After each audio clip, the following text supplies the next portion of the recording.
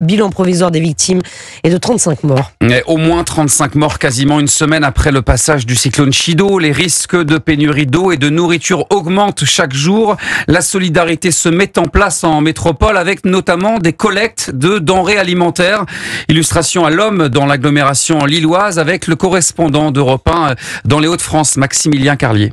Urgence Mayotte, peut-on lire à la sortie des caisses de ce supermarché. 4 caddies sont remplis de nourriture. On a du lait, des pâtes et du riz. Adidja et Antoissi, étudiants mahorais, organisent cette collecte alimentaire. C'est pour Mayotte parce qu'ils en ont grave besoin. Vu la situation et le cyclone qui est passé samedi dernier.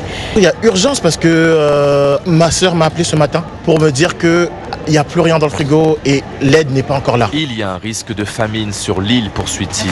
Dans cette grande surface, les clients se mobilisent pour donner. C'est très important, ce sont les fêtes de Noël, c'est des moments de partage, de solidarité. Et pour tous ces pauvres gens qui ont tout perdu, c'est la moindre des choses. Ils auront un Noël difficile, donc autant essayer de leur apporter un petit peu de baume au cœur, on va dire. C'est la France, ils sont loin et on ne peut pas les aider comme on voudrait. Voilà, d'où les dons. Et un container rempli de denrées alimentaires va quitter la métropole samedi prochain, direction Mayotte, quasiment 2 semaines après le passage du cyclone. L'homme, Maximilien Carlier, Europe 1. Le correspondant d'Europe 1 dans les Hauts-de-France.